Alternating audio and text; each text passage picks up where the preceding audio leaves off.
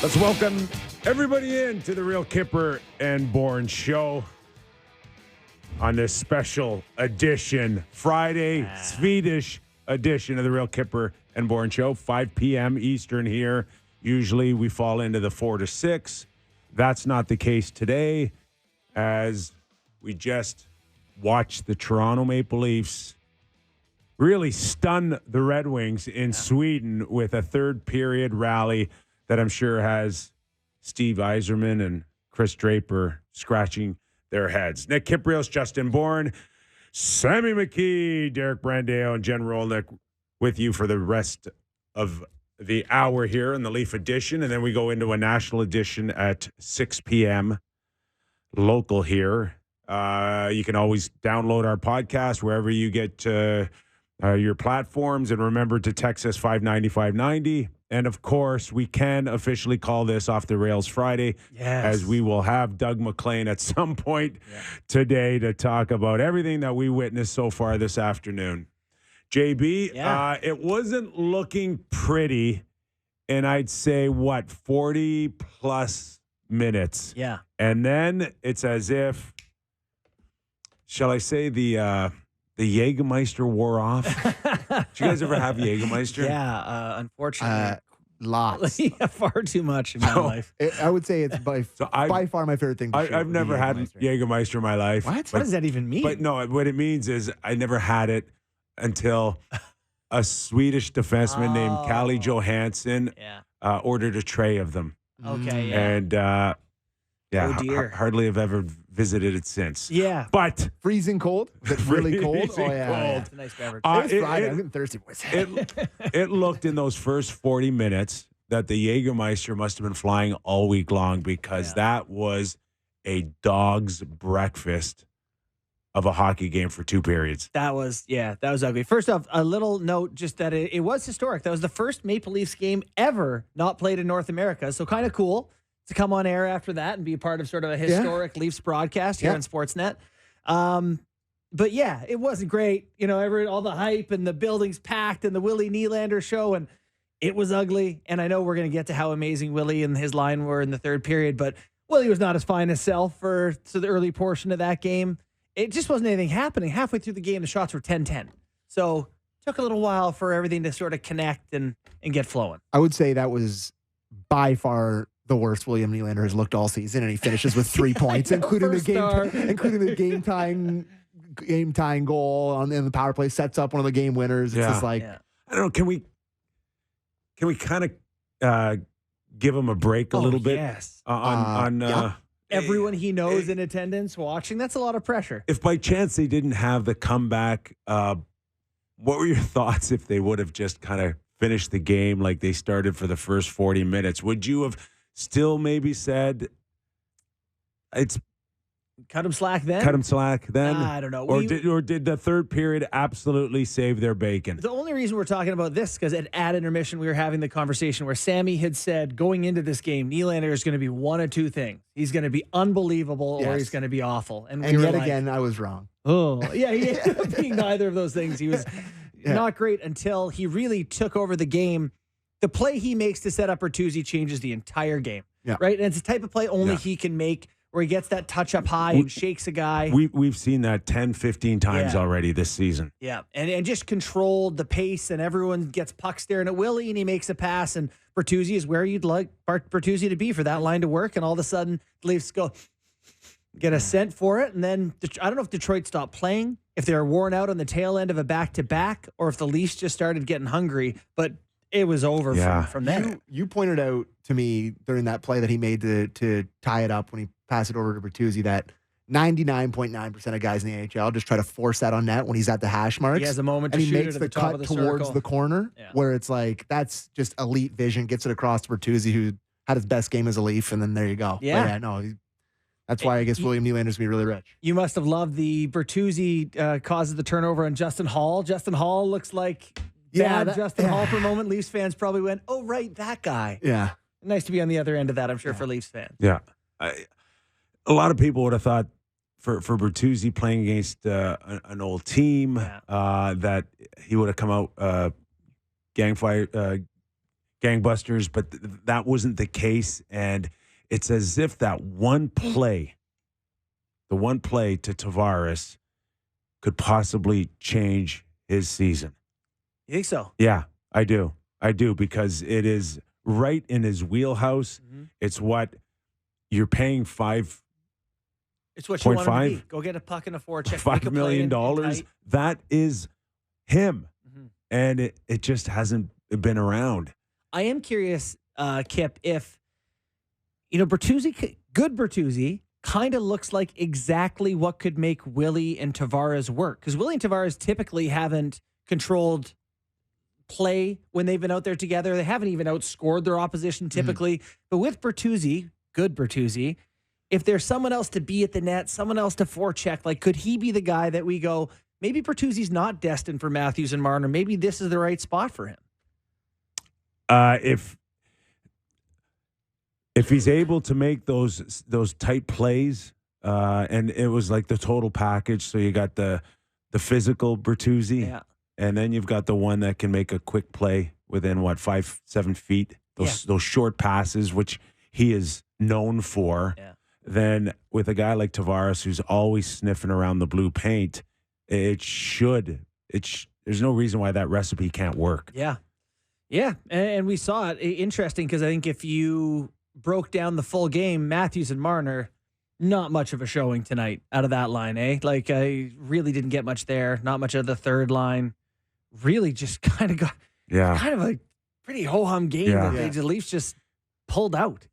Yeah, and we've seen this a lot over the past few years with this team, where it's like they don't really have a whole lot going into the third period, and then they have 4 guys on their team who make a lot of money who just were like, all right, well, we're going to put this on our back and score, and that's worked in the regular season. We've had the conversation about the playoffs a little bit, but like it does work in the regular season that skill takes over. The one thing that I was kind of reminded again when it comes to the Leafs in those first 40 minutes is I just don't think they pass the puck very well. Yeah.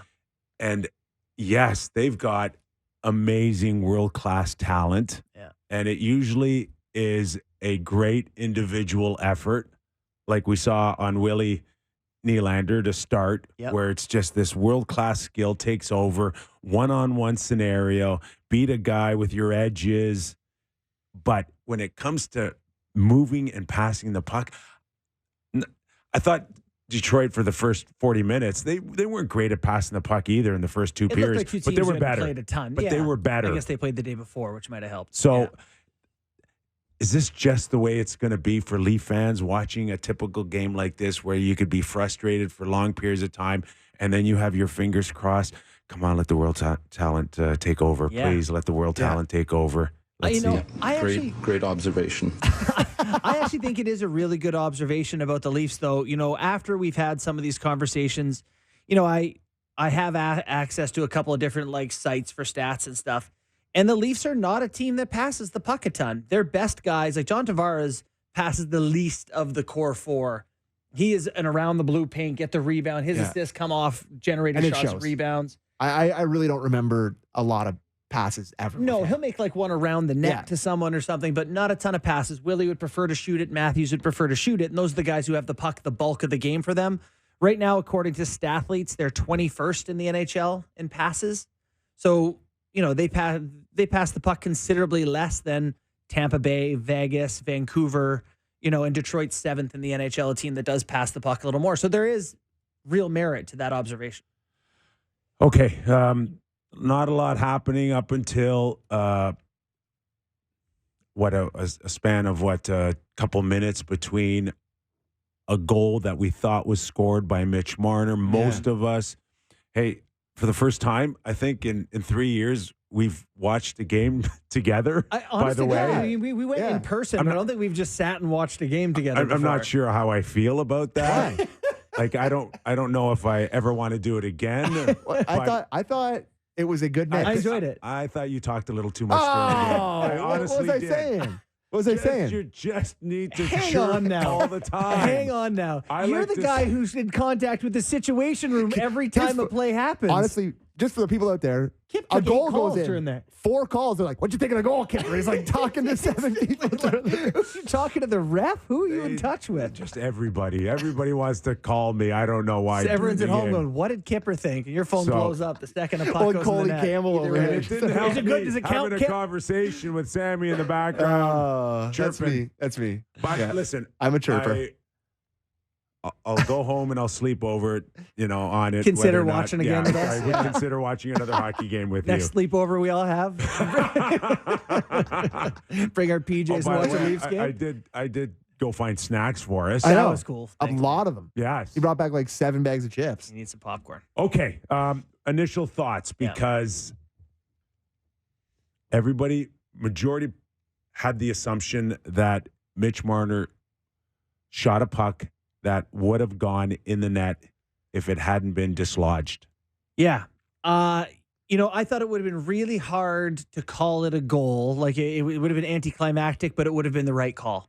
To me, the net is dislodged. The puck goes by the goalie without the goalie touching it. And the only reason it hits Wallman is because he's where the net used to be. Boy, that was a weird fall for him. That was a beer league fall. Just Well, right he was into like, the I'm going net. to go behind the net. I'm going to go in front of the net. I'm just going to eat the net. Yeah. That was awkward. Yeah. But I actually think it should have been a goal. Yeah. I imagine if we were talking about a game 4 or game 5 right now, and it would be the hottest story. Well, and what if that, right? In a playoff, if the Leafs would have not come back, Oh, yeah. it would be that's a typical nightmare for the league. Yeah. But I mean, what do you do? Like, back when my dad was playing, they had the long no. moorings that, Yeah, no, for sure. And the official explanation from the National Hockey League is that there was no conclusive video evidence. So of do you the think puck. it was because they were in Sweden? Like, would they have had more video in what's a North American interesting building? is that, if, I didn't think about that. That Don't make no sense. Jesus. if in North America you have the way bigger pegs, right? And in Sweden you had the tiny little holes. Oh, do they have little 4-hole pegs? I don't know if it's Yeah. 4. They're just tiny. Okay. That cannot be seen from video, but the pegs can, and it helps you guide I see what you mean. Yeah. where it would have been. But they couldn't even determine where the posts were Right. once it dislodged. Because Wallman goes right over the holes in the peg. And if you don't know exactly where it's lined up, You can't within have a- any gray area. within a fraction of an inch or Yeah. a centimeter, it's really hard to be conclusive. Yeah, and that's fair. that's why they had to turn around. And their biggest fear is that any general manager would come up to them on the unfavorable side and go, just show it to me, prove it to me. Yeah. And it's like, That's well, fine if it's a goal. we prove can't it. really prove it, but we think it would have Yeah. gone in. Yeah. And that's okay if it's shot in the middle of the net. Yeah. But when you're dealing It's going on like towards the post towards the post, it's like, like it probably was going to be a goal if Wallman doesn't, knock that net off, but Yeah. is what it is. What did you think of Samsonov tonight? I don't know, not just what you thought of the goaltending, but the decision to start him as Yeah. well as how he played. yeah, I thought he's fine, and I think he's been fine for a week now. Yeah, okay. Yeah, I think whatever he's going through or gone through, I think he's coming out of it. I got to tell you, with the shot on the collarbone, Mhm. That looked like it hit there him. was a part of me going, Not this again. please get up. Just find a way to stay in the game, right? Well, last year that was a criticism. I forgot about this. Yes. That you were like, Yes. tough it out a little Yes. bit.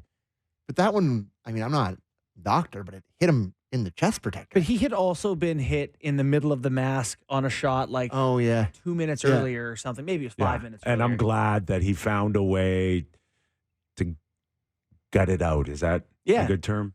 Yeah. Can I mean, listen, say that? it would have been really hard to see a goalie get hit in the padding of his chest, Yeah. leave the game, and go, On that's, a wrist shot? I'm glad. Wrist snapshot? I'm glad he hung in there. He was fine. The Lucas Raymond goal, though, for me, Through him, right? it Did it maybe. go through him? It could be, but it's just like that's one where he's already on his knees as Raymond is shooting it. Yeah. And then so it ends up going under his wing a little bit or under his glove, but I didn't love that one. Don't love a NHL sniper just standing Parked out, yeah. 10 feet from the net and just getting a chance to go barring in on him. But I think credit to Leafs and Sheldon Keefe For Sena Samsonov, this is a big moment, big game, Saturday night, division rival. We still think highly of you. We haven't handed the team to Joseph Woll. You're the guy who makes more money. I think it was a statement start to give him the start. I agree. And do you think it's just 100% locked that Woll plays on Sunday? Yeah. Yeah? Have they announced? I don't know if they've announced that or not. I just think, Keefe is pretty good about giving everyone, they went all the way over there. I can't see him being like, come here and watch 2 games. He started all the Swedes. Yeah. Like, he has a pretty good sense for that stuff. I'm pretty. Plus, Samsonov was all dinged. It'll certainly be Woll. Yeah. God, I hope that doesn't factor into your decision. The ding? I just think. No, the Sweden which part? thing? Yeah. Well, there's a human element here. I think it's such a fine line that you want to keep building for Samsonov, but in the back of your mind, you're like, we really think that we got to keep building Woll up too, and you can't forget him.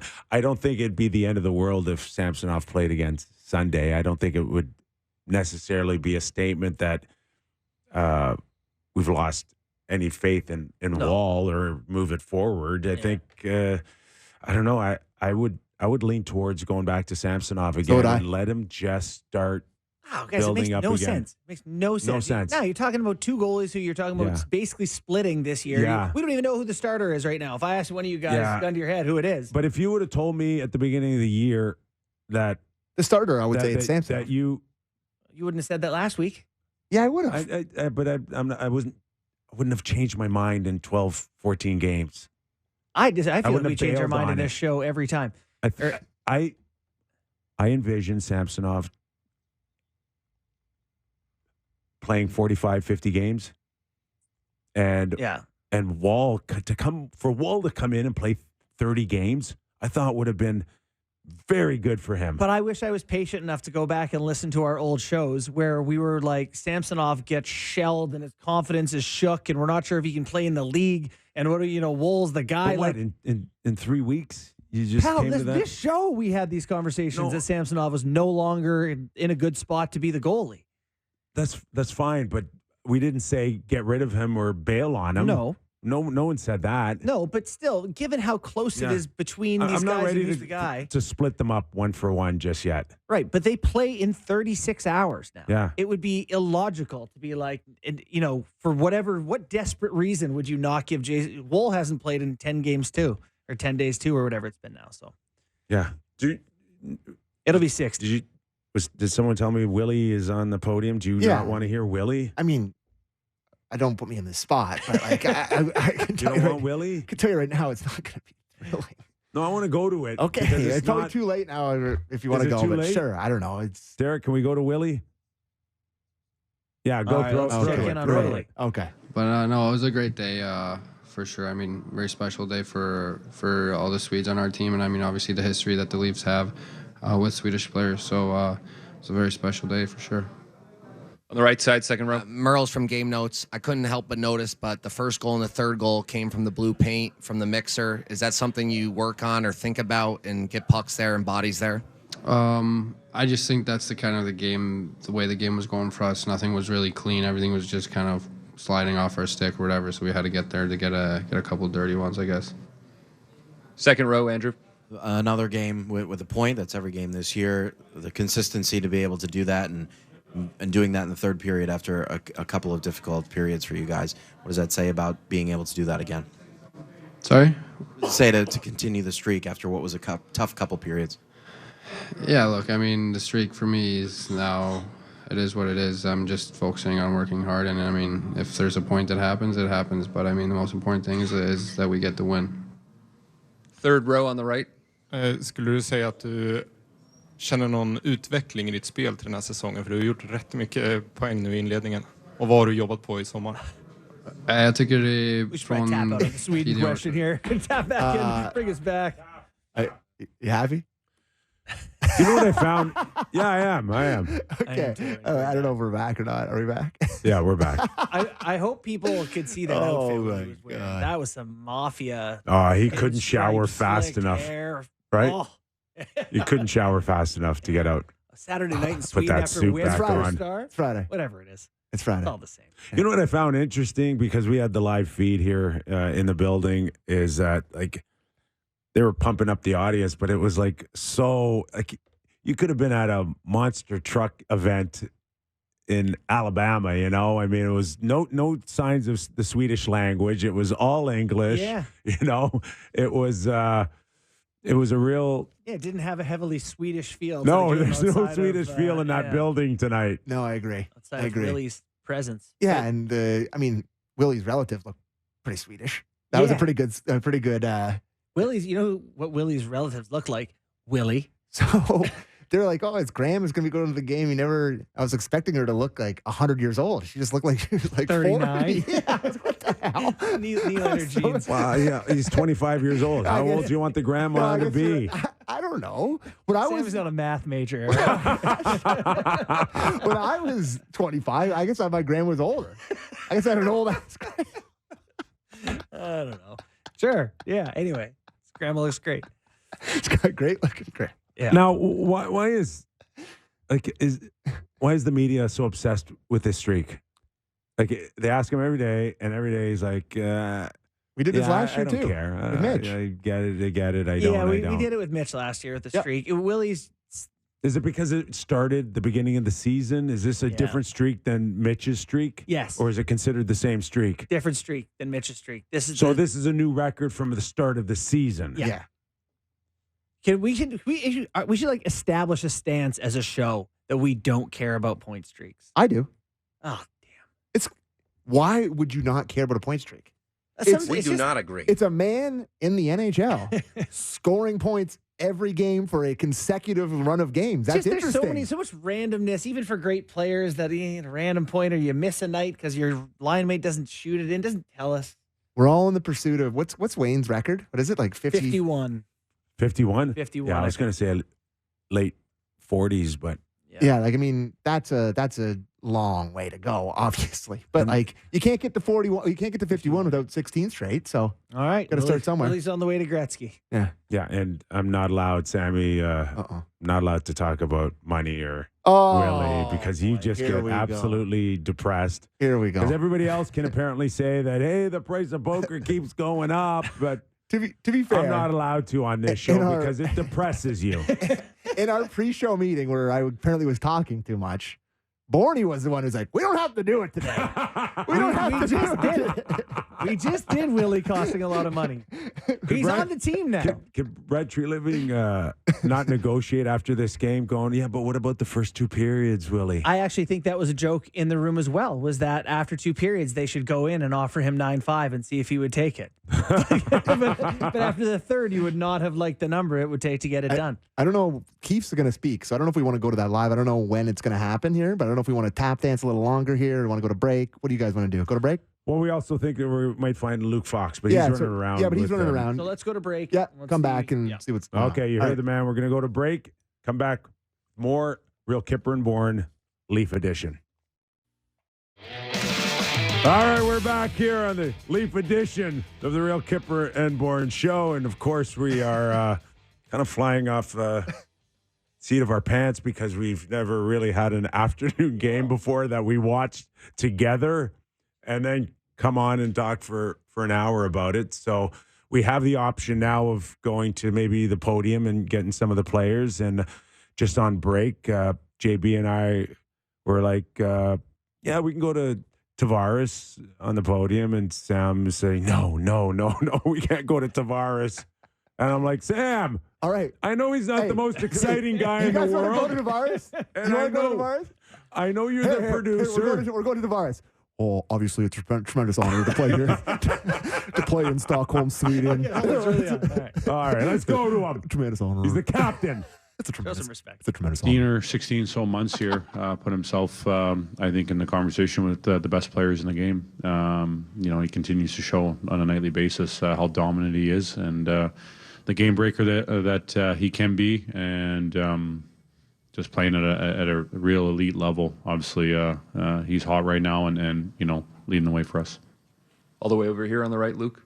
John, can you describe what it meant to the team to have Matt Sundin give a little pregame speech and maybe share what his message was to you guys?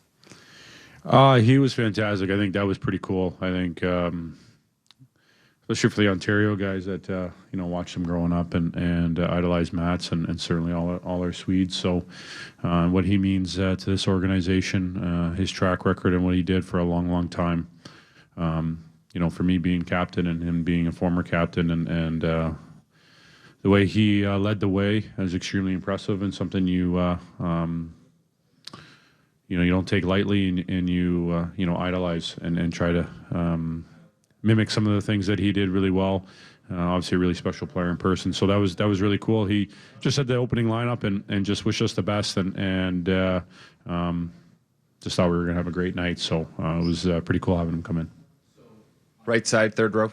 John, playing in Toronto for a few years, can you tell us about Börje Salming's legacy Okay, back are we home in the back? city? Yeah, it's really special. We're ready to talk now. The last couple of years, you really start to feel it, obviously. Hold on. Was that my impression, or you thought that was exciting? I thought the Ontario guys' note was a worthwhile one, not just for the Swedes, but for the Ontario guys. Paid attention. Everybody else went and taped their stick. It was special for the Ontario guys. By the way, John Tavares with that 3 points tonight inside the NHL's top 100 scorers of all time. He passed Phil Kessel for 99th. Listen, he's been the model of consistency getting his points. 994. It's always around a point a game. Yeah. With the Islanders, the Leafs. So that's his wheelhouse. I was heartbroken when he was leading the NHL in points. Remember at the time when no one had gotten any points? I think he had 85 or 6.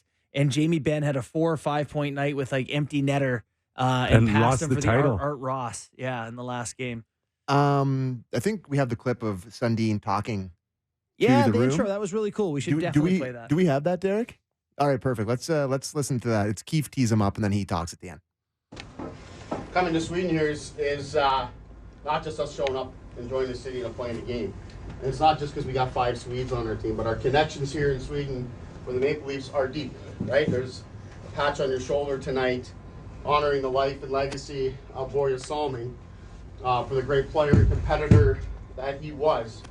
But he also paved the way for not just the Swedes that are on our team here now, but for a legend, Leaf legend, Hall of Famer, captain, and all-time leading scorer, Mats Sundin. Come in here and take a start. Go, boys. Keep doing what you're doing, guys. Samsonov in net. Riley. Lagerson. Nylander. Jan Kruk. And Domi, boys. Go! One unit, guys. Make us proud, guys. Have a great day. You have to say, I'm going hunting. Yaron Kruk. I could cry.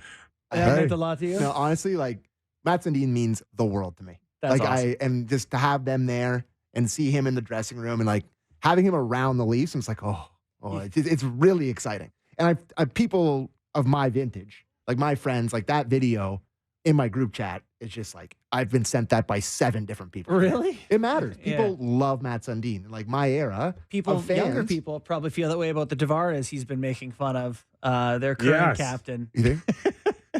Tremendous. Really cool.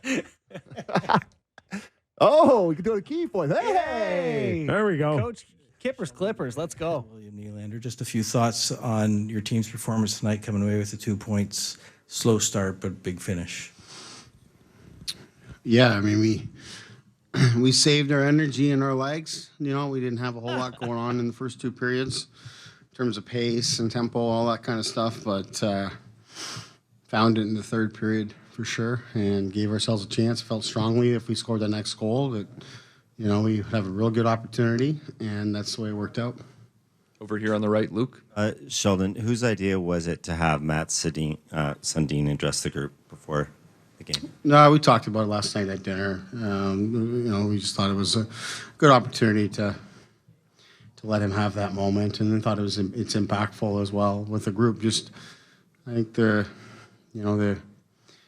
connection with Sweden and Swedes is strong with the Maple Leafs, and to have Matt's address the group, I thought was really, really important and a good opportunity to, you know, sort of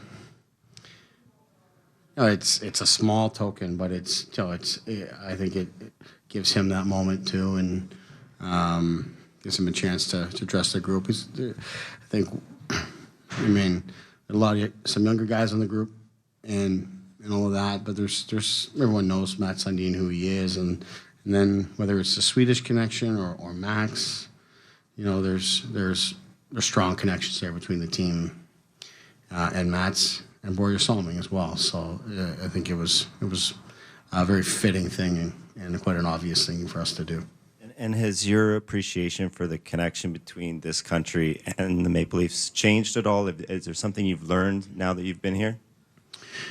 Well, just seeing the blue jerseys, in the crowd tonight, which, I'm sure there's some people that have come in from Toronto, but I think a lot of those are Swedes. You guys might know better than me, but I spent a good 7-8 hours walking around the city yesterday on our day off, and so lots of fans from other leagues, I think or from other teams, around the league that clearly had traveled over here. Didn't see a lot of Leaf fans, but yet there's a lot of blue jerseys out there tonight. So I think that gives you a sense and a perspective of folks like Salming and Sundin and those that have come before our current crop.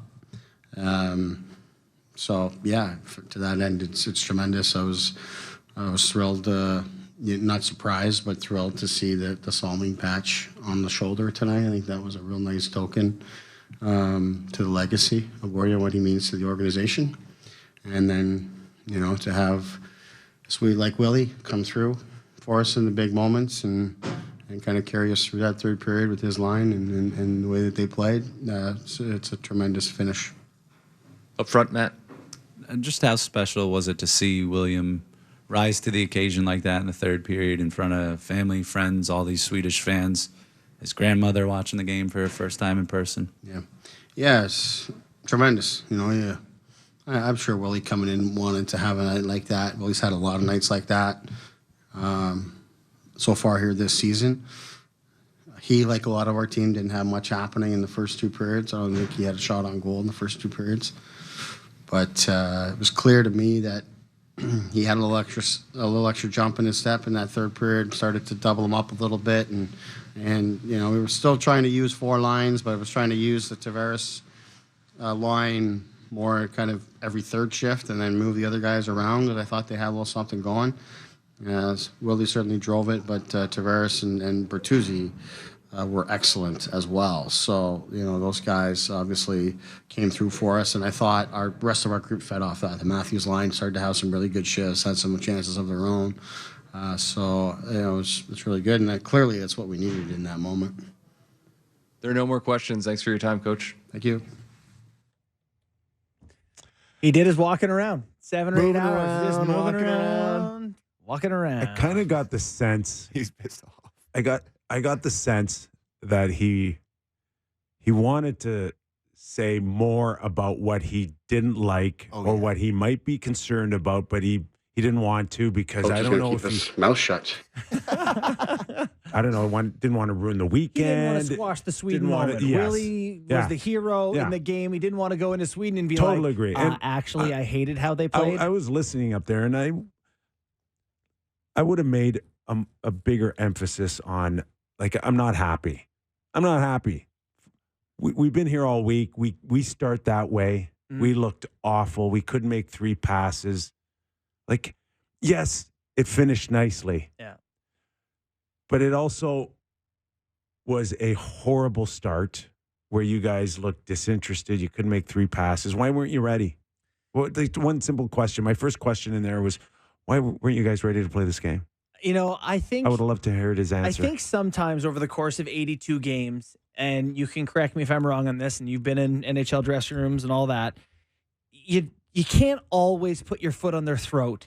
And it feels like in Sweden, in this big sort of unique moment, it would just feel like the wrong time to me to go out there and be like the bah humbug things. You could see him fighting it up there. He did it without saying it. Like I've watched Sheldon Keefe years every game, every morning. I'm glad. He was I'm glad he mentioned, hey, Willie, you didn't show up for 2 periods. And Did he not say and that? he went out of his way to specify he actually had no shots for 2 periods. So, like well, good on him, but as someone who had him over 3.5 shots, I noticed that myself.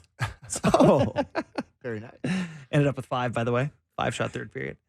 There has to be a little bit of a concern here, and because you're 20 minutes away from Detroit going to 21 points. Like that was a huge, big swing. That was a big swing. Yeah. For the Leafs and Detroit. Detroit had a chance to close out 20 minutes, go to 21 points, and leave the Leafs at 18. Yeah. Go to 20 points because they're at 18. The Leafs are tied. They were tied. No, Okay. No. They have 19. The Leafs have 20. Am I right? Yes, you are. Oh, they haven't updated on each other. Okay. My bad. So if we're sitting here doing this show right now, and Detroit finished them off on a regulation win, and they're at 21 and 18, are we having a conversation that are the Leafs going to be one of these teams that's just going to be in the mix all year long with a bunch of other teams here, or are they going to be a team that's right there with Boston and running away with number 2 spot if they can even catch Boston? Yeah, I don't see this Leafs team with Boston start. It's tough to imagine them chasing down the division lead, but they've won 4 of their last 5 now, right? After a really bad stretch, they've kind of rebounded a bit here. They've had a tough, they beat Tampa, Calgary, Vancouver, Detroit here. But have they done it really looking like they're kicking it into like a third gear? Saturday against Vancouver for sure. I think they did on Saturday. No, they played great on Saturday. Yeah, I didn't think Demko was great, and they were okay. They were good, but I still don't see them as that was their most complete game. I won't take that away from them. Yeah. But a team that we can say is like head and shoulders above other teams. No, they got work to do. We're not there, No. and we weren't there today either. When you look around the league, see the Rangers at 11-2-1. You see Boston at 12-1-1. You see Dallas at 11-3. You see the Golden Knights at 13-3. Like there are some teams that you say, okay, those teams are a little special, a little bit something different. It doesn't feel like the Leafs are in that tier, but they're in the next tier, I would say. Yeah. And you can win the cup from that one, and there's room to get better. So you just don't want to be giving away points. A regulation win was important, I think, tonight. Really was. Because you could be in a tie at the end of the year with Detroit, and that could be the difference. Yeah. And what did I tell you from a Detroit angle with 10:57 left in the game? I don't remember. Call a timeout. Yes, you did too. Okay. You said the Leafs they stopped playing. Derek needed to call them in and pretend he was on Hockey Night in Canada and say, when we were in Tampa, this is the way we did it. Yeah. Well, when you're in Detroit, here's how you should do it. They should have called the timeout in that moment. No doubt about it. I love that controversy. It's like, oh, yeah, they tried to shoot blocker on him. It's like, oh, my God, what a national controversy. So what's the deal on this Off the Rails Friday? He's gotta go. We're dropping it.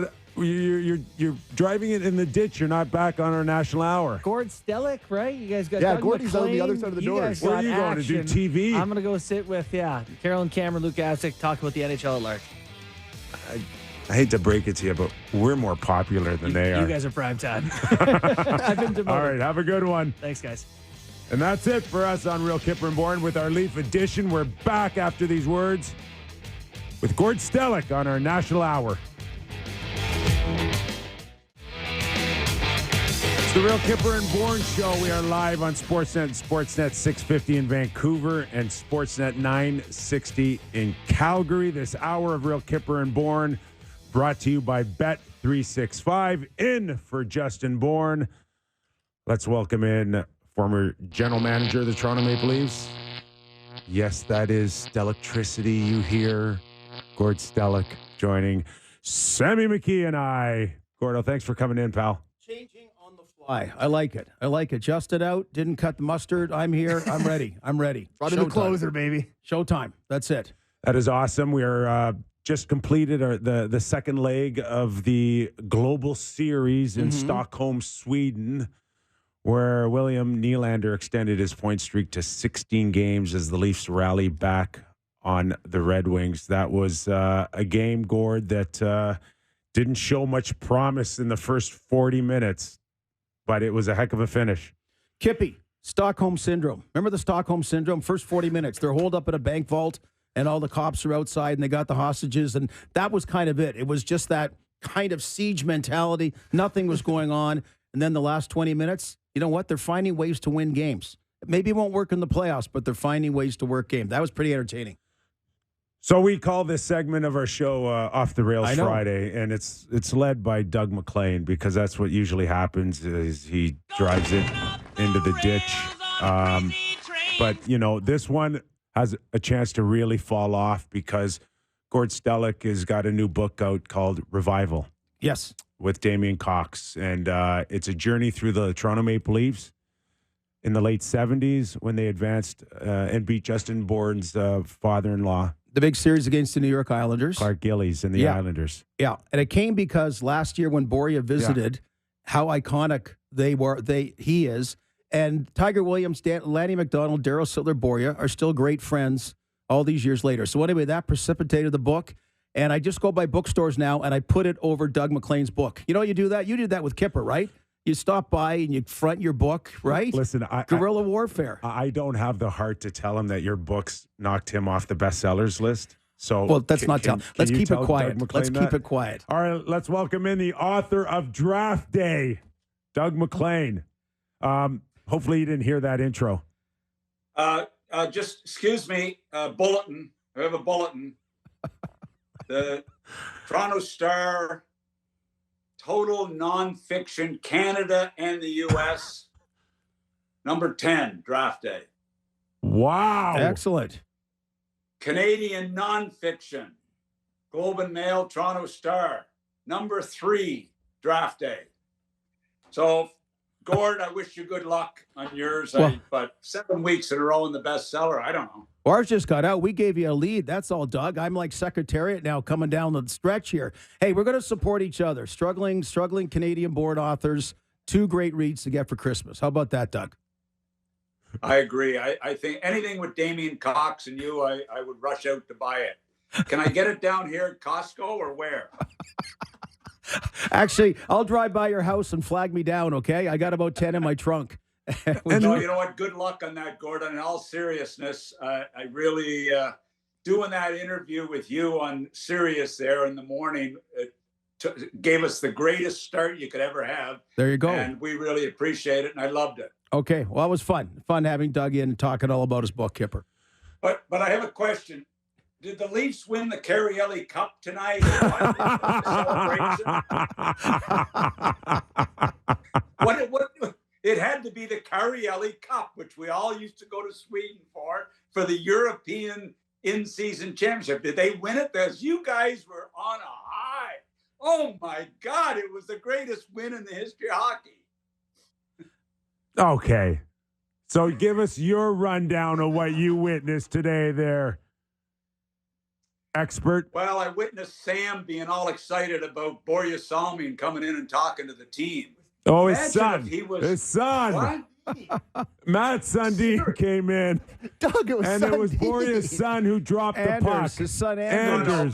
No, Matt Sundin is who I meant to say. Did you watch the game? I've been thinking a lot about Borja because of the going back after the situation last year with the Hall of Fame and Darryl Sittler and everything with Borja. So, and seeing the movie and so on. So it's been a really trying time for everybody over there. So it was great to see a big win today. Maybe a good explanation of why they started off so slow, and it was one of those games where it was you really thought at the time that maybe one goal would be enough. The first one would win, but it must be hard for coaches, general managers to take a team over there in a short period of time and get them ready, Mac.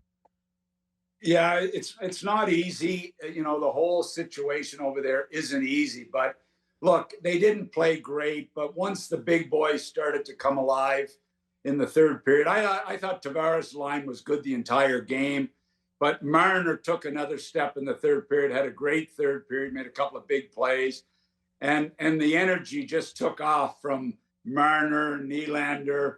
Tavares was terrific. What about Tavares? 68% on faceoffs. He gets kicked out of the face-off.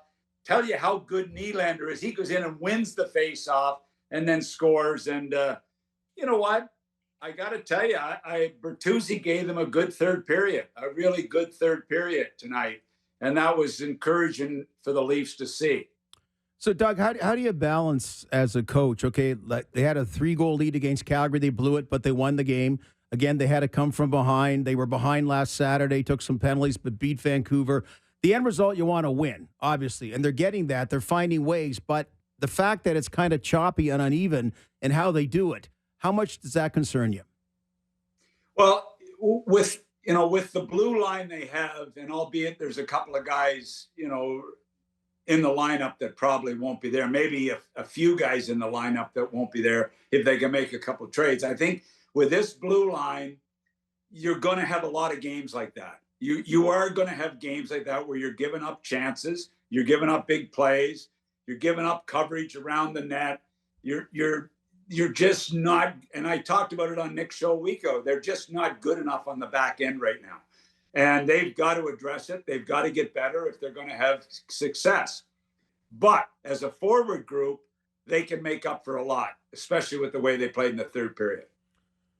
We're joined by Doug MacLean, famous author of the book Draft Day, What It Takes to Win. Is that right? Did I say that okay? No, but it's, you know what, that's all I need. I mean, there's so much, like the way the books are flying off the shelves, we don't need a lot more publicity. We want to tone down a little bit if we can, You're going to be writing. But no, You're going to be writing. You're going to be writing soon about the Vancouver Canucks and the turnaround of their season so far. I know a bit of a hiccup the other night, but come on, sitting atop of the Western Conference, who saw that? Well, I'll tell you what, Pettersson and Hughes, and Miller, they've been so good. Demko, who come back from missing, a tough year last year. I mean, he has been that good. He's played great. That big three on that team has been real good. Plus Demko, they look real good right now. They're not an easy team to beat. Will they come back to earth? Probably they will. Do you ever feed your dog? Yeah, somebody must have came to the door, or he's excited. You know what? Are you sure it's a dog? I think it's a parrot. I was going to be on national TV, and he thought I was fired and out of that business, so he sort of caught off guard. So, okay, one thing about Vancouver, we've all been in a lot of different situations. Fundamental, and we like Jimmy Rutherford a lot, but last year it shows, get rid of, like, when you're in the best organizations have no white noise around them, right? Vancouver had the most white noise in the league last year, and they hardly have any this year, and that allows the guys to play and perform. You're part of the white noise in Toronto. So No. What are you talking about? No, the media not. I'm talking about within. You create your own stuff. We can make all the white noise we want. No one's a bigger part than you are with white noise. You and Kyper going back and forth. But within an organization, to start off saying, I don't like the way the training camp's going, the coach is on tenterhooks, all this kind of stuff, which player's going to go, got to get rid of Bo Horvat. Like, it just shows that players want to focus on stuff inside the dressing room, particularly in the big Canadian markets. Didn't they tell Bruce Boudreau that they were giving him a 20-game evaluation at the start of the season or something crazy? Like, it was the craziest. I mean, Bruce Boudreau was on watch longer than any coach in the history of hockey as to when he was getting fired. It was a joke. You're right. It was a joke. I think maybe Patrick Allen found his way as a GM and maybe has taken charge a little bit. I think Jimmy Rutherford obviously was instrumental in bringing Tocchet in, calm things down. You look at their assistant coach, Adam Foote, they're a solid guy. They've got some real good hockey people on their coaching staff. I think they really did a nice job solidifying things. And then you look at Pettersson. Nick and I talked years ago. He looked like dad soup 3 years ago when Travis Green was there. Hughes is one of the greatest young defensemen to come along in a long time. And as I mentioned, Demko, Miller seems to finally not be pouting or whatever his problem has been. I don't know.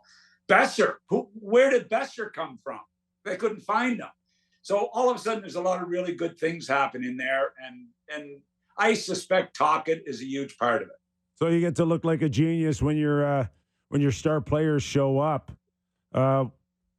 One general manager that isn't getting that is Yarmo in Columbus. Wow.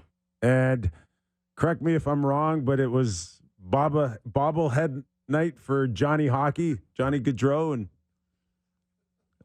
that's tough As when I you got said one last goal. night,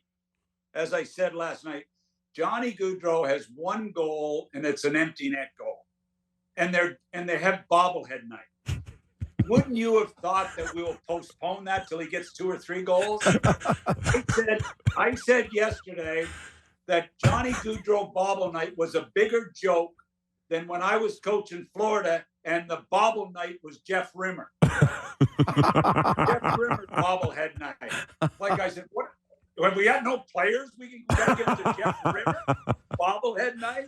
So can you take the Johnny Gaudreau one and get for like $1, get it nailed to a bench or something? You know, just to be. But listen, tell me I'm dreaming here. So it's a 1-1 game, and then it goes to 3-1. The last 9.5 minutes, Coach Pascal puts Johnny Gaudreau and Line A on the bench for the last 9.5 minutes of the game. And I'm thinking, just a minute, Pascal, that's $20 million almost of your salary cap that you plunked on the bench tonight. What you do with star players, and I've said this, I don't know how many times, take a power play away from them. Take a couple of shifts away from them. But to put $20 million on the bench, and you think you're going to win that as a first-year NHL coach? I'm sorry. I don't get it. Listen, it was almost as if Yarmo was on the hot seat the moment you found out that he had to get rid of Babcock here. How long do they go here, Mac? And if you have to look at that lineup yet again and regroup, I mean, don't you have to make some hard decisions now in Columbus? Yeah, like it's really tough. I feel for them. It's really tough. I mean, JD and Keefe walked out of that meeting where their jobs were basically told them in that press conference that their jobs they're on the clock. Keefe has come out and said, we're going to make the playoffs. We're a playoff team. I don't know what's going to take place. You end up with Babcock leaving amid like the craziest scenario you could ever imagine. Didn't surprise me, but it was the craziest scenario ever. And then they have to put the assistant coach in, who I hear is a solid guy, solid coach. But this is a lot to ask when your jobs are on the line.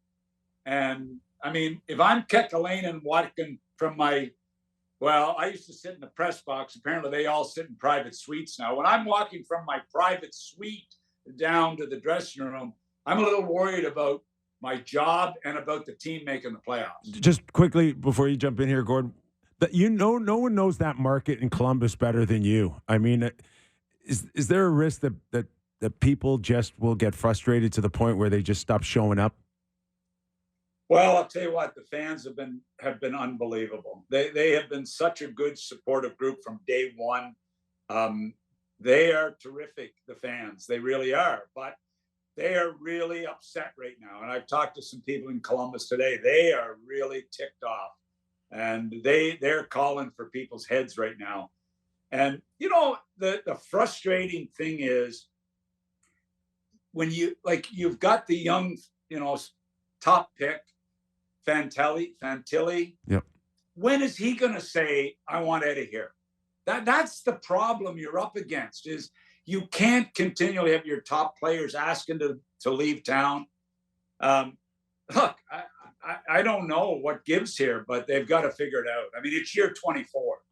I mean, I was there the first 7 or 8 years. I mean, I had an excuse, didn't I? This is year 24. So another one. Yeah, they've not been the same since Doug MacLean's left. We'll absolutely say that, the Columbus Blue Jackets. But, it's an interesting line about the fans starting to turn.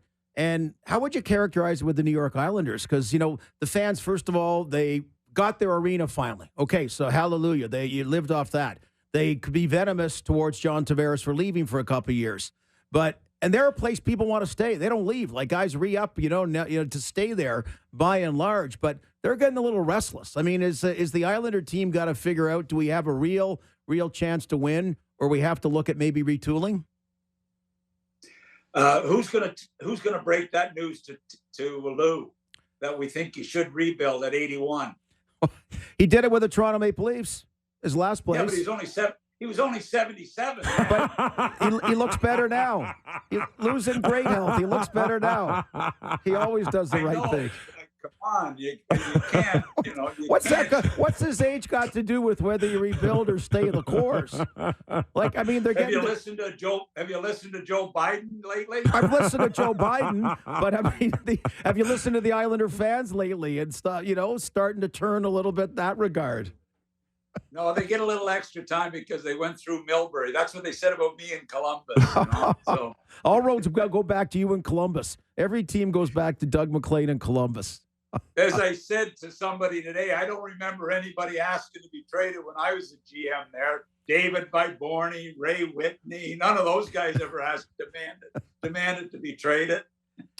Hey, apparently the National Hockey League's got some major work to do fixing the 3-on-3 in overtime. Are they going to call you and get your advice on that?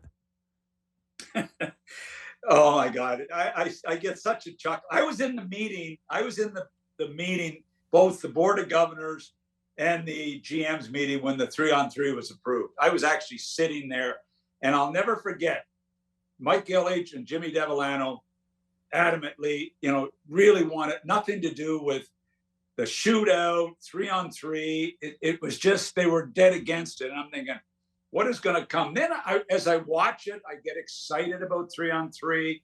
I get excited about watching it. And now it's like, are you kidding me? It has become a joke. It is, as you said, it's not hockey. It's a farce. It's regroup, then you change, and then you regroup, and then you change. I mean, it has become a circus. I don't blame them for wanting to change it. But what are they going to do? Now put a bunch of rules in that you can't regroup? Come on. No, but wait a second. It's exciting, and it gets a result. Okay, we don't have ties. So, you could have things like the bench can be, instead of the far change, you could have the close change. You could have the thing that if you can, once you go inside the blue line, you can't take it back out, or it gets a whistle. You could have a clock about, hey, baseball put a clock in, and they sped up the time of the game. And it was like, I'm open to ideas because it is exciting. People like it. Okay, maybe it's gimmicky, but in the regular season, people like it. Well, I think they should try the 3-second clock from basketball first. see if we can put that in. 3 seconds in the key. Okay. We got that one down. Listen, nobody is allowed to go in the slot area. You're only allowed in there for 3 seconds, and then you got to regroup. Oh my God, I don't even. You know what? I don't care what they do with it. I don't care what they do with it. They'll figure it out. They're really good at setting up committees, and they'll have 25 people in this committee to work on the 3-on-3, and then they'll come up with a good strategy. Do you recall what led us to this to begin with? Was it the fact that just strictly we didn't like ties anymore, or we weren't giving the customer value for 3 periods? They weren't entertained enough. We need something else. Where did this all start? Can you check the 95-96 Florida Panthers? I think we had 26 ties in that season. But that's where it started. 26. That's where it started. No, I mean about ties. Like that was the genesis of it all. Yeah, but then we had the big discussion about should we award more a half a point or a point, and try that, and But Doug, okay, they always wanted a result, and then when the lockout ended and the league won, not only did Gary Bettman announce the end of the lockout, and it goes, by the way, here's 30 other things. Bang, bang, bang. And they were all, because they got their way to put whatever they wanted to try. And that's been in place ever since. Yeah. No, look, I think they've got to come up with something. I loved the 3-on-3 a couple of years ago. I was 100. I loved it. But as I watch it this year, it started to hit me that it's become, and why would anybody be surprised? You coach for it now. You've got to coach for it. So what happens? The 12 coaches on the team work about how are we going to do this? And they've come up with the whole regroup strategy. So you never lose the puck for the whole 5 minutes. You just regroup, change. It's masterful how the coaches can come up with these strategies. And now they've got to outdo the coaches again. All right. Anything else you want to spill off your chest and all that heat in Florida right now? Or are you good? Has your book moved up the ranks since we talked? I don't know.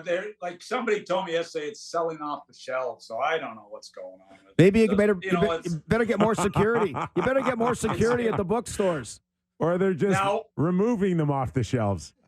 Did I hear you say that while I was listening before I come on that Bertuzzi's pass will change his season? That one pass he made in the slot. I think it's got a chance to rally him a little bit. Yes, I do. You don't? Well, I think what would rally him more than that one little pass, which was a nice play, and I was really happy for him, was playing with Tavares and Nylander. I think that will be a plus for him, don't you? But didn't work with Matthews and Marner so much, so obviously there seems to be some kind of chemistry, so I agree. I mean, obviously, Nick's success he's talking about is predicated a lot on staying with that line, right? I would say so right now. You know what I love about the line is Tavares makes a lot of things happen around the paint with his game. A lot, and he gets the puck to the slot area, and if this kid will just go and bang and do a job, I mean, he hasn't been very good, and that was a big game for him. And Nylander has been so good, and Tavares was real good today, guys, real good today. So, we'll even in the first two periods when everybody else was not that good, that line was real good. All right, we'll let you get back to your parrot or your dog. Like if you hit certain sales, can you buy your dog a new bark? Like a deeper one? By the way, his name is Newman. Okay, Newman. All right. Say hi to Newman for us. Take care, guys. All right. See you, Doug. Doug MacLean, author of Draft Day and How to Pick Winners or Get Left Behind. All right, we're going to take it. What are you looking at me for? Nothing. You just, when his dog started barking, you looked over at me and I locked eyes. I thought it was a parrot. I wasn't sure. Like, you always get worried, is it a grandchild or something? Like, I had that once on radio. I said to someone about their dog, and it was a newborn. Well, yeah. But remember, you got to be careful. I don't even know where to go for that I didn't either. There's a clip of you from the morning show all those years back. Theo, pick up your clothes. Oh, yeah. I'm going to leave that one buried, okay? All right, we're going to take a quick break and more with Real Kyper and Bourne and Gord Stellick after these words. We're back. Real Kyper and Bourne show. Special co-host Gord Stellick as JB gets ready for a stint on television tonight. Terrific job, by the way. I catch you every once in a while in the morning and sometimes with you and Steve Coolius, who, every broadcast that Steve Coolius does should be brought to you by Tylenol. That's about it. Well, NHL Network Radio, Sirius XM, Channel 91. So I appreciate that. So fun hockey show. Just like, and have you done your read you're supposed to do? You just did it, right? No. I got to do. We got to do the read. Okay, then I'll ask. See, I'm. You're good on the ins and outs, right? It's not as easy sitting in that chair, right? I have every time I start this show, I'm like, I'm way over my skis right now. Gordy, the amount he has improved from the start till now, he is smooth. He's a smooth animal now. He's got it figured out. But it used to be like the intro and extra. The person, they called them like bingo callers, right? They're talking heads, kind of thing. But no, it's hard. It's hard to be in that seat and control all that stuff. It's like an air traffic controller. So probably a plane or two's crashed on your watch, but I've had the same thing. Yeah. I just mean that. So when Sammy's at his best and he really upsets me with what he's saying, then I can shut down everything else and just find out ways why I think he's like out in left field. But I know you got to get the reads in. All right. Okay. It's actually me that doesn't know. Okay. It's game time. Presented by Bet365. Visit the app for the latest odds and find out why it's never ordinary at Bet365. Must be 19 plus. Ontario only. Please play responsibly. And since we have you here, Gord, Okay. I was going through, because sometimes I do games the night of, but I was just looking through the NHL futures for the trophies and some of the favorites for the Right. trophies at the end of the year. So I'm just asking you if the favorite to you, if there's any value in somebody else. So the favorite for the Calder, the Rookie of the Year, is obviously Connor Bedard, heavy favorite. But Correct. The next two are Logan Cooley at 8-1 and Luke Hughes at 16-1. Can you see any world where it's not Connor Bedard? No. No. Can't. Kipper? Okay.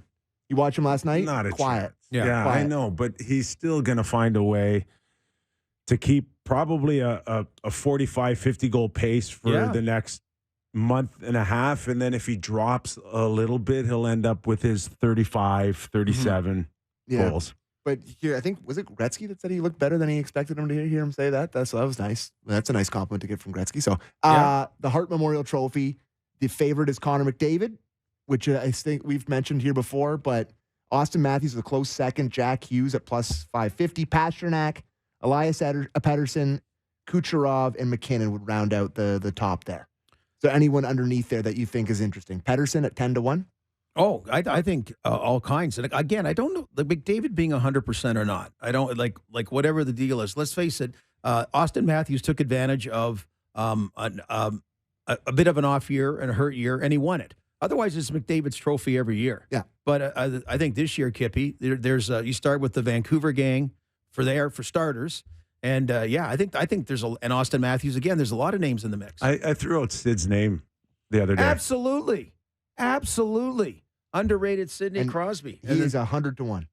Well, that's, I know they lost yesterday, but they had got on a bit of a tear, and he's the guy. Yeah. We're talking, And I think we expect Jack Hughes to be back in the lineup soon. Oh, yeah. Yeah, they won yesterday without him. And that's a big reason the Vancouver guys, I'm not saying are leading now in scoring. Because, Jack Hughes was the guy before he got hurt, but all those other Canucks now are. And just looking down the list a little bit, William Nylander, 40-1. There's only 3 guys in the league with more points than him, and they're all in Vancouver. Jack Adams, the runaway favorite right now is Rick Tocchet. Any Bruce Cassidy's up there. Derek Lalonde, for some reason, is close up there. Rob Brindamore, Jared Bednar, but Rick Tocchet to me if they keep this up. Nobody mentioned Jim Montgomery. Yeah, he's down the list a little bit. Yeah, but why? Because I think it's hard to win it 2 years in a row. He won last year. Going I don't away, care. Right? Everybody thought they were going to be missing the playoffs this year. And this is the year you acknowledge them. And Kevin Paul Dupont had a stat that last year they had a phenomenal year. Yeah. And they were they averaged 8 minutes a game that they played behind. Okay. Now it's 6 minutes. Yeah. So they're even like they're even better than they're they were. ridiculous. And also, let's throw Laviolette in New York. Where's he? Laviolette is down the list a little bit here. I'm just looking for him. And Dallas, we got some good coaches out there. DeBoer is Pete 14-1. Dallas. Laviolette both 14-1. So I think the job that Laviolette's doing. Obviously, they're humming right now. Hold on. When we're on coaches. Yeah, what do you got? Paul Maurice, because they're getting Ekblad back. Yeah. And Montour. Paul Maurice is way down there, 25-1. But they've been on a tear. They lost 2-1 to Los Angeles last night, but they've been on a tear. They won 5 in a row before that. So, how does he not get any love? Totally. And the other ones quickly are the Norris. Quinn Hughes is a runaway favorite at the moment. Kale McCarr a little bit behind him there, and then it's Rasmus Dahlin. Then it goes way up. So I think that's pretty much the 3 guys that could win it there. Rocket Richard, Matthews is the heavy favorite. Pasternak, Connor McDavid breathing it down his throat. And the Vezina is Sorokin, Ottinger, and Demko are the 3 top favorites. As far as the Rocket Richard, Gord, every year, Ovi in the mixed. Yeah. Have you seen enough to say we are now witnessing the downfall? Even if he scores 30 goals, which would be fine for a guy his age with that wear and tear over the years to safely get to a Gretzky record in 2+ years.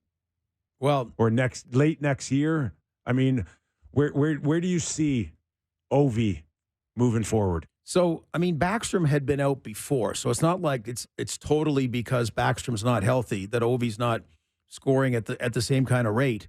But and the Capitals have played better of late, so it's not like they're getting killed and Ovi's not scoring.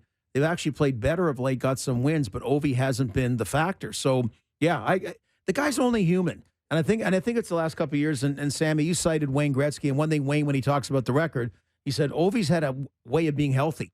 phenomenal ability to be healthy, and he's a very physical player. But all of a sudden, you're starting to see that, and now the assumption that he was going to get that record is not quite as clear. No, I think it's there's a little bit more doubt than there was last year. Anyways, that About was the game record? Yeah. Oh, that big of a drop off? People are bailing out on him? No, but I mean, at this particular pace right now, he's at a snail's pace right now. Yeah, I know. But he's still going to. I think he's still on pace for almost 30 goals, is he not? Well, he's only got 4. Okay. What did you get in math? Well, I've never said that he's going to break it. They've I've only never played said like 14, 15 games. Okay, so times 5. 20, I 25? Okay. He is a mathlete. How many did you say? You said 20 or 30? I said 25, 30. Okay. Well, good thing Bet365. He's on pace for 23. Okay. But I got him at 30. I'll get him at 27 to 30 goals. Well, another guy like Josh Morrissey, when you're talking Norris, out of Winnipeg. Let me throw him a bone. Throw him a bone. So, can I ask you a question? Yeah, let me just get us out of here, and then we can go ahead. Okay, sorry, that I was don't know Game what's that Time, long. presented by Bet365. Visit the app for the latest odds and find out why it's never ordinary at Bet365. Must be 19 plus. Ontario only. Please play responsibly. See, earlier in the year, I kind of run over him on the out of that. Yeah. And I got in trouble. Okay. Well, this is my first time, so I'll be good. I'll be good. So Connor Bedard, who we all agree is going to win the Calder Trophy. Mm-hmm. So that word, the code, it's a bit of a dramatic word, but just you being the former player, and of course 2023 version. So it was against Florida, right, where he got hit. Yes. Teammates stood up for him. Yeah. All good. Now, earlier, Marchand had kind of given him the, like the kind of push again. I saw that. So all of a sudden, this one, Kachuk's there. Okay? Right in Bedard's face. Now, he's obviously not expecting him to fight. Okay, obviously. They don't, But is he just telling him, you're gonna have to stand up for yourself, or we're gonna hit the crap out of you, or like what kind of message is he giving back? Because this guy's just being a nice 18-year-old kid standing there and whatever, and his teammates are sticking up, and he's going to be a big asset for the league like the Kachuk brothers are. What's Kachuk saying to him? I think there's a little bit of that, take it easy, not tonight. Mm-hmm. You're going to be great, but not on our watch tonight. And we're going to hit you. We're going to still hit you. They're not worried about hitting him, and they're not worried about any repercussions out of Chicago. So, that's just he doesn't seem fazed by it. And I know the hit in Florida, he got up rather quickly. He's not a guy that wants to lay on the ice and be over dramatic on anything. And I think with his size over his career, that he's probably dealt with it in the past, and it's just part of doing business for him. He's going to score a lot of goals and maybe take a few hits still till Chicago finds a little bit more help for him. But I've loved everything about him so far. Absolutely. Yeah, and at first blush when Kachuk went up to him, I was like, what's Kachuk doing? Why is he doing that? Then he's eligible to be chirped. He's on the ice. He's in the NHL. Just because he's a young guy, it's like I think you're like I know they probably don't like seeing that, but listen, I kind of changed my thought on it when I first saw it. I thought it was kind of classless from Kachuk, but then I kind of was like, he's eligible to be hit and chirped. He's a young guy. It doesn't matter. Yeah, and listen, there's already enough love around the league. Sometimes it makes me sick. Well, Kachuk fights his brother in the car when his thank mom's God driving. we have that. Yeah. We've got the commercial where mom needs to separate them, but everybody's so supportive of everybody, and there's so much love around the league. I didn't mind it at all. It's bring me that. And bring me some of that. And the old days that if you didn't have the enforcer for Wayne Gretzky, you'd go after the best player, right, on the other team, and that's where it could be a little Stone Age back then. So I never thought it was going to be that, but I thought it spoke volumes for the Florida Panthers just doing that, right? Same thing. One thing I liked about the Red Wings was last year when Kachuk challenged their whole bench. Well, they can't jump over and fight him. They're going to get a 10-game suspension. So they're in Ottawa, and Kachuk, the other Kachuk, and he's kind of jabbing away, and all 5 are on him. You remember that, the end of the whistle? Mm-hmm. And that's really, Kippy, right, all you need, Sammy, nowadays. Just that, that was the debate after the Leafs in Boston. You don't even have to fight. You don't have to sit there and exchange punches and take a couple of hits to the melon and risk a concussion or anything. But you just have to have presence. The presence. You have to have a visual, right? You have to have optics that okay, I may not fight you, but I'm going to stand here and look you in the eye, and I'm not giving you an inch. Even that I'm not giving you an inch. I'm not backing off. I'm here. Let the officials come and break us up, even if I have to have a, can I say an FU contest? Right. Am I okay with that? Yep. Well, we'll find out. You can say anything once, right? Just stand there and have one of those for like 10 seconds, and it'll be almost enough for your fan base to say, hey, at least we're not backpedaling. At least we look like we're interested in standing up. And that's all you need in the year 2023, I thought 24. I thought Domi did a good job of that today with Seider in front of the net. We saw that. And Seider was out there he was leveling the body, everyone, and Max went right back at him and ended up pulling him off the ice for 4 minutes. What a great exchange. That guy is a stud D guy. Yeah. And you've got him off the ice for 4 minutes. And that's an exchange that Sheldon Keefe would take all day long. And it played a part in the game. And that showed how he's fitting, again, as opposed to the end of the Los Angeles game, that he's just trying to make an impression and get something going physical in a game they lost. Hey, happiest guy we feel for today in hockey. The guy's been a stand-up guy on a team that a defenseman had his agent say, basically, I want out of, Jonathan Huberdeau. Yeah. You know, I mean, he's really been, and all of a sudden, they got some breaks, the Calgary Flames, ordinary goaltending from the Vancouver Canucks, and Huberdeau comes up, gets a few points, and he's not out of the woods yet, but you know, small baby steps for him and maybe the Calgary team. Listen, I mean, as an ex-player, watching him benched last week and sitting at the end and kind of staring at his stick, like I felt for him. Yeah. As an ex-player, I felt for him that, you know, people can say, well, he makes $10.5 million and I don't care. And that guy had the worst sleep that night because nobody wants to feel like they're stealing money or not earning their share.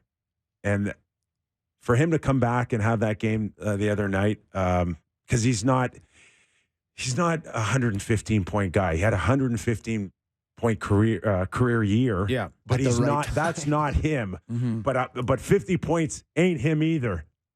So where is it, Jonathan? Find it again, and you'll be fine. No, absolutely. So I mean, that was one of the other. And so wait, now talking about money. So he hit the mother load at the right time.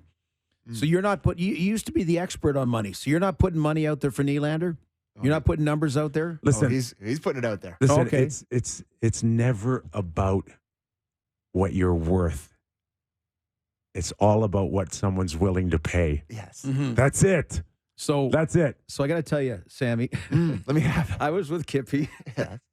We were at Sportsnet, and you'd signed a big contract, one of your big contracts, and which you're back doing again. Good. You had a couple of years. You had a scramble there. I fooled him for 8 years. Yeah, you were with the Baltimore Skipjacks for a couple of years, but now you're back. So this other colleague of ours during the break was busting you, and I thought, like, leave him alone and just talk. Well, you didn't leave any money for us or whatever and all that stuff. And I remember you wrote that you said something about I had leverage. You have beverage. Which, like, it made no sense. It made no sense but it just shut him up. And because the guy's trying to give Kip. He goes, no, it's not a budget. I had leverage, and you had beverage. Yes, God. Yeah, that's true. He But liked it having a applies to beer. everywhere, He liked his beers, so I just said, "Listen, some of us have leverage. You at least have beverage." You're not really, narrowing it down. People like beers at Sportsnet. There's a few of us around. You're not narrowing it down. I don't want it. That's the whole idea. No, everything very amicable. That's all I'm just saying. Yes. It was a good line. It was a good. Well, listen, who's got more leverage right now than Willie Nylander? Totally. How about Petey in Vancouver? I mean, he's eligible to sign a contract in July. Like, what's the number? Like, how long? Well, being an RFA does change it a bit. No, because you're buying the UFA years, and you will hit the mother load if you just decide to speed it up a year. Yes, but also he's not going to walk next July 1st. I know there's money-wise, you still got a problem, right? I mean, as far as making it fit. You don't want to play that game either, I would imagine. If you love him and you feel like you can win a Stanley Cup with him, you're going to want to tie him up as quickly as you can And right now, you assume that the number is probably closer to 12 than it is 11. Do you think what we saw with Matthews here on the short-term deal is going to start becoming a trend for these guys? Or do you think it's an outlier with Matthews? No, I think you're onto something here. And if Petey decides in Vancouver that I'll go 2 or 3 years, he could still end up close to $35-40 million on a really short-term deal. Mm-hmm. And I think these guys are now willing to bet that the cap goes up, and I don't want to lock myself in and date my contracts because we've seen so many examples in the past. Well, that's what Bertuzzi did here, right? Like he took the 1-year deal when he was probably offered longer contracts. So yeah. Well, again, I don't know. He got kind of caught in that July 1st shuffle that sometimes you get shuffled out. I think more. Mm-hmm. I think, and again, Austin Matthews, like 4 years isn't like 2 years. No, but I think they've seen that, okay, Leon Draisaitl, why did I sign for 8 years at 8.5? Jack Hughes, first year of 8, you know? So the one thing you go, okay, if I'm David Clarkson and I get hurt after 2 years, I've signed for 7, that's the worst case scenario about a career-ending thing. But otherwise, you're going to go out and kick ass. Like, you know, you're going to keep throwing, and the money's going to go up, and your leverage is going to go up. And I think more and more. The Jack Hughes is remarkable that New Jersey has him for 7 more years at $8 million, because he would be an $11-12 million a year guy today. If you were ranking like the contracts in the league that are the most valuable, it'd be pretty high on the list in terms of, that'd be a top 5, top 3 type of contract. Jack Hughes? Yes. No, maybe number 1. You think? Give me another one where it's so. Like McCarr's on a pretty good number, and he's amazing. No, but he's on a shorter term deal. No, I think he signed a long term. Did he go 8? He did. So I think he's 925. 925. I think I'll look it up right now. But yeah, like, I mean, I think he might be number 1 in terms of value added. Like $8 million for how long? It's crazy. God, okay, so but part of give the team credit that Jack Hughes took a quantum leap after he signed the contract. You know, after he signed the extension. Yeah. So there was a bit of give and take. You're absolutely right. So, if you go ahead. So Cale Makar is in year 3 of a 6-year contract that pays him $9 million bucks per year. Yeah, big difference though. 6 to 8. 100%. Big difference. Huge. No question. As far as Jack Hughes is concerned, I think he signed that deal coming off a year where he only had like 40 points, 41 points. He was like Lafreniere, right? You wonder if he's going to get to the next level. Throw him a big number, over a lot of years, and now you're in a position where it's hard to turn down. You don't know if you're going to be a 100-point guy every year, which he looks now as a slam dunk if he stays healthy. He's that talented. One of the bad contracts before he signed with Toronto was John Tavares. Yeah. His second contract with the Islanders was really Marchand was like that for a long time. Well, the whole Bruins did, and now it's changed with McAvoy and Pasternak, and you know, one guy looking for a UFA contract, Pat Kane. He's out there. He's skating in the Toronto area. We got a text on the text line said he was practicing with the London Knights today. So I don't know. We got an insider on the text line. He's around. He's skating. Everybody says that he's close. Where do you think he ends up? There's a few teams linked to him, including the Buffalo Sabres. Yeah, Florida's another one, right? Florida, Dallas. Sabres, to me, it's like they're just not ready for him to be there. You know? Well, it's the hometown thing. He's always had the tie-in, but Tage out. Yeah. Does that drive the price up for him? Is his hip thing the same as Backstrom's, or is it different? I think it's a little bit different, right? Because, Backstrom, Ed Jovanovski had what Backstrom had, and it was just tough getting another half season in. So, Kane, would anyone going to give him more than 1 year? I think it would be a really hard thing to do for sure, without having some reassurance that he's healthy. But you mentioned Sidney Crosby. So the last few years, Sidney Crosby, Artemi Panarin, and before last year, Patrick Kane, were always quietly in the top 10. You know what I mean? They weren't getting like Austin Matthews and Connor McDavid and others, and Nathan McKinnon were kind of the new young guns. Yeah, without the fanfare coming as up. much. Yeah, you just look and go. And again, Artemi Panarin, whatever he was 6th in scoring. Patrick Kane was always in the top 10. Just very, very quietly, those kind of players as veterans, were able to. And you mentioned earlier about Sidney Crosby. consideration for the Hart Trophy. And a lot of people, that sounds foreign to a lot of people, but I thought it was a real valid point. You want to text? If we got any text questions. I have a guy's thought on how they can fix overtime. You guys, I know you love Love to hear it because I don't have any answers. This is from TJ in Port McNichol. My idea for overtime is like college football, I think. Okay.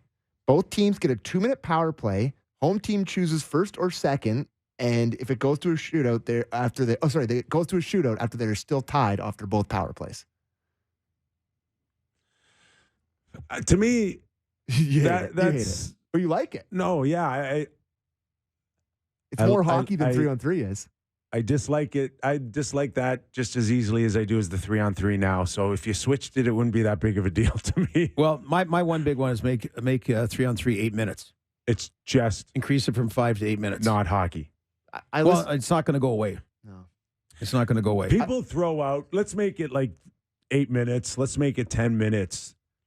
The players and the Players Association aren't interested in making the players work longer. No, I but can assure you. We're talking 3 more minutes, and what it gets into your depth because they're saying it's going to exhaust the elite players. Well, that's when the depth players, that's when Kyper gets a chance to come on minute 7. Okay, Go tell Sheldon Keefe to go play Gregor in this scenario. Well, Eddie, that ain't happening. But that's one way it eliminates a few more shootouts because it's. Well, anyway. I saw a clip from Greg Wyshynski, who's on I forget his podcast with Arda, and they were talking about it. And I think it's 70% of the games ended before the shootout. And the whole point of 3-on-3 was to have less games end in shootouts. Yeah. So it's worked. Like, you may not like the process, you may not like how it looks, but the general outcome is what they were trying to do. 70%. Earlier this week, I came on this show and I called out the maintenance guy because it was so hot in here. And today he's getting me back because I've froze my ass off in this studio right now. It was kind of cool. I'm glad I brought if you're a out there, jacket. Mr. Maintenance Man, you got me. You got me because you can hang beef in here right now. Gordo, speaking of beef, yes, great job well, today. Thank you, Kippy. Yeah, thank you. Good being reunited, and you know how much I love you. I know, likewise. And the Sweden afternoon game. These games have been a little bit different, and kind of a pleasure to watch at a different time. How Do about that? not be a stranger around here, okay? Okay. Thanks for watching. Thanks for listening, and we're back on Monday on the Real Kyper and Bourne Show.